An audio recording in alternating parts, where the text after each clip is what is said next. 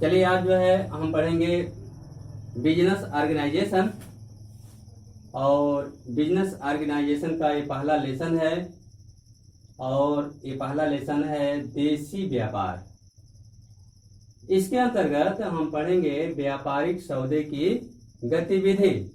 व्यापारिक सौदे की गतिविधि क्या होती है, यानी कि दो व्यापारी आपस में अपने व्यापारिक सौदों को कैसे संपन्न करते हैं, कैसे प्रारंभ करते हैं, इसके विषय में हम पढ़ेंगे।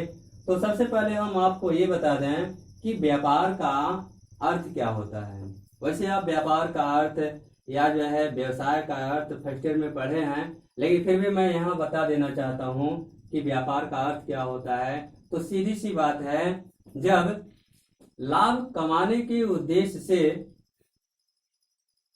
जब वस्तुओं का क्रय विक्रय कोई व्यक्ति करता है तो उसी को हम व्यापार कहते हैं। यानी कि लाभ कमाने के उद्देश्य से वस्तुओं का क्रय विक्रय करना ही व्यापार कहलाता है, जिसको हम कहते हैं ट्रेड।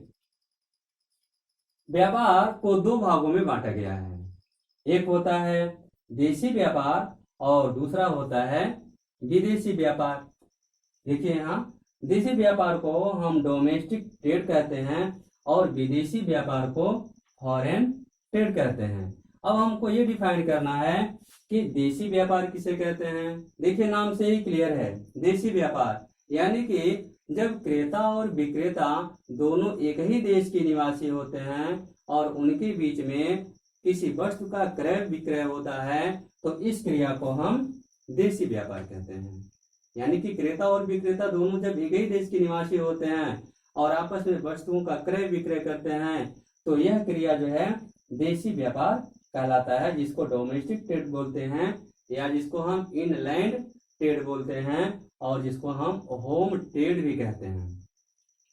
देशी व्यापार को दो भागों में बांटा जा सकता है, एक होता है थोक व्यापार और दूसरा होता है फुटकर व्यापार। तो थोक व्यापार क्या होता है और फुटकर व्यापार क्या होता है, इसको हम अगले वीडियो में पढ़ेंगे। अब हम देखते हैं कि जो व्यापार का जो दूसरा भाग है विदेशी व्यापार, तो विदेशी व्यापार किसे कहते हैं। विदेशी व्यापार वह व्यापार होता है जिसमें क्रेता और विक्रेता दोनों अलग अलग देश के निवासी होते हैं, अर्थात जब दो देशों के बीच में आपस में किसी वस्तु का क्रय विक्रय होता है तो उसे हम विदेशी व्यापार कहते हैं। जैसे अमेरिका और भारत के बीच में होने वाला व्यापार, यानी कि क्रेता और विक्रेता दोनों अलग अलग देश के निवासी हैं, एक अमेरिका का और एक भारत का, और दोनों जब आपस में वस्तुओं का क्रय विक्रय करते हैं तो उसी को हम विदेशी व्यापार कहते हैं। तो इतना समझ में आ गया होगा।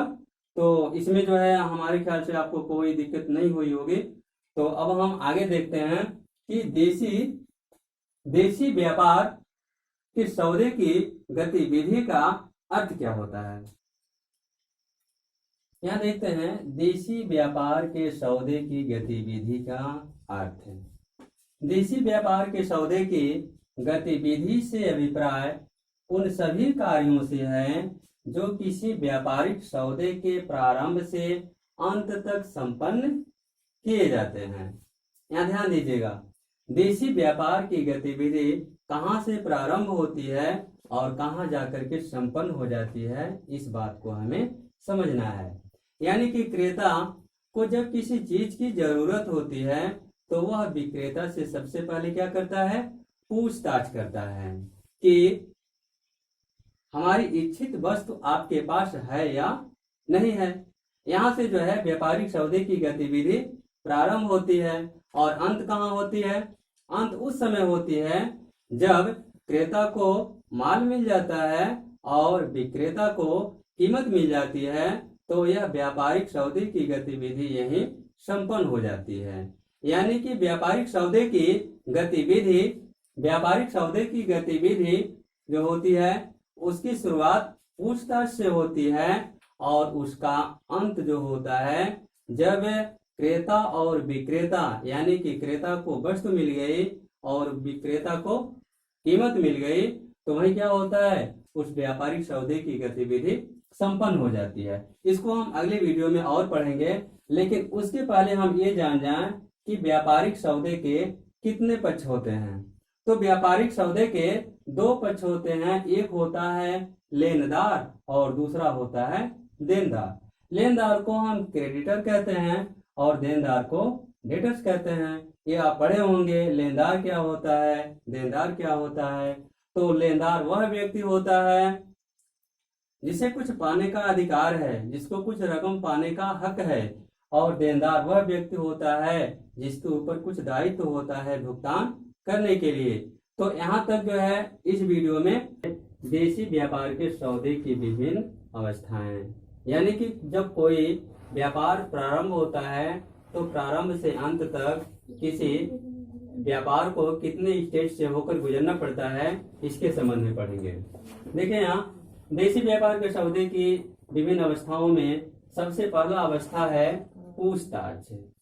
इसका अर्थ ये हुआ कि जब कोई क्रेता किसी विक्रेता से कोई माल खरीदना चाहता है तो माल के संबंध में जानकारी प्राप्त करने के लिए वह एक पूछताछ संबंधी पत्र लिखता है। इसके अंतर्गत क्रेता विक्रेता से यह जानना चाहता है कि आपके पास हमारी इच्छित वस्तु है या नहीं है, यदि है तो उसकी कीमत क्या है, उसकी किस्म क्या है, आपका व्यापारिक शर्त क्या होगा, इन सब चीजों के विषय में वो जानकारी प्राप्त करना चाहता है। तो इस संबंध में जो पत्र लिखता है उसे हम पूछताछ संबंधी पत्र के नाम से जानते हैं। हालांकि पूछताछ वह जो है टेलीफोन के माध्यम से भी कर सकता है, ईमेल के माध्यम से कर सकता है, फैक्स के द्वारा कर सकता है या उसके संबंध में पत्र लिख सकता है। तो विशेष करके व्यापारी पत्र ही लिखते हैं। तो यहाँ जो है पूछताछ संबंधी पत्र से प्रारंभ होता है देशी व्यापार के सौदे की अवस्थाएं। उसके बाद जब क्रेता का पत्र विक्रेता के पास पहुंच जाता है तो विक्रेता जो है क्रेता के पास उसका जवाब लिखता है, तो उसे हम निर्ख पत्र कहते हैं और उसको हम निर्ख भेजना कहते हैं। यानी कि निर्ख पत्र का अर्थ ये हुआ कि जब क्रेता के पूछताछ संबंधी पत्र के जवाब में विक्रेता जो पत्र लिखता है क्रेता के पास, उसको हम निर्ख पत्र कहते हैं। निर्ख पत्र में विक्रेता क्रेता को यह बताता है कि आपकी इच्छित वस्तु हमारे पास है या नहीं है, यदि है तो उसकी कीमत क्या है, हमारी व्यापारिक शर्त क्या है, इस संबंध में जानकारी देता है। वैसे जो क्रेता जो है पूछताछ संबंधी पत्र वह कई जो है विक्रेताओं के पास लिखता है और सभी विक्रेता जो है क्रेता के पास जो है निर्ख पत्र भेजते हैं, जवाब भेजते हैं। जवाब में वस्तुओं की किस्म, कीमत, व्यापारिक शर्त को लिखते हैं और उसके बाद क्या करता है, जब सभी विक्रेताओं से निर्ख पत्र प्राप्त हो जाते हैं क्रेता को, तो क्रेता जो है सभी निर्ख पत्रों का कंपैरिजन करता है, तुलनात्मक अध्ययन करता है और जिस विक्रेता की वस्तु अच्छी है, उसकी कीमत अच्छी है, व्यापारिक शर्त पसंद है, उसी को माल भेजने का आदेश देता है। तो आइए यहाँ तीसरा स्टेज है आदेश देना, यानी कि जिस विक्रेता की किस्म, कीमत और व्यापारिक शर्त पसंद है उसके पास जो है क्रेता आदेश देता है। आदेश देने के बाद जब विक्रेता को आदेश प्राप्त हो जाता है तो विक्रेता अपने भावी क्रेता को आदेश की स्वीकृति संबंधी पत्र लिखता है, जिसमें विक्रेता क्रेता को यह लिखता है कि मैं आपके द्वारा आदेश की गई वस्तुओं को यथाशीघ्र भेज रहा हूं। वैसे आदेश की स्वीकृति नामक पत्र जो है यथाशीघ्र भेजना चाहिए ताकि क्रेता आश्वस्त हो जाए कि हमारी वस्तु हमको बहुत जल्द हमारे पास आने वाली है, मिलने वाली है। अब यहाँ देखते हैं जो पांचवा स्टेज है माल उधार देना तथा आर्थिक स्थिति की पूछताछ करना। यहाँ हमको समझना होगा कि जब कोई क्रेता किसी विक्रेता से माल नगद खरीदता है तब तो इस स्टेज से होकर गुजरने की आवश्यकता ही नहीं है। जो पांचवा स्टेज है माल उधार देना तथा आर्थिक स्थिति की पूछताछ करना। ध्यान रखिएगा, जब कोई क्रेता किसी विक्रेता से माल नगद खरीदता है तो विक्रेता को इस स्टेज से होकर गुजरने की कोई आवश्यकता नहीं। वह नगद माल खरीदा और आपने क्या किया, माल को दे दिया और आपको माल की कीमत प्राप्त हो गई। फिर विक्रेता से आपको कोई इस तरह का कोई मतलब नहीं है कि आप उसकी आर्थिक स्थिति की जानकारी प्राप्त करें उसकी साख कैसा है, उसका व्यवहार कैसा है, इसको जानने की जरूरत नहीं है। लेकिन जब क्रेता किसी विक्रेता से माल उधार मांगता है तो यहाँ थोड़ी सी दिक्कत हो जाती है विक्रेता के लिए।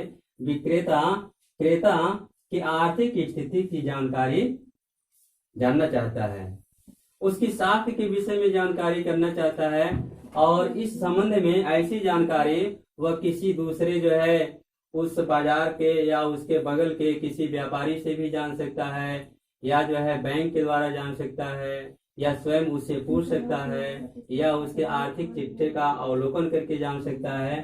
तो यहाँ जो है यह इस कंडीशन से गुजरने की आवश्यकता उस समय होती है जब कोई क्रेता किसी विक्रेता से माल उधार मांगता है, अन्यथा इस स्टेज से होकर जाने की आवश्यकता नहीं होती है। उसके बाद है छठवां स्टेज।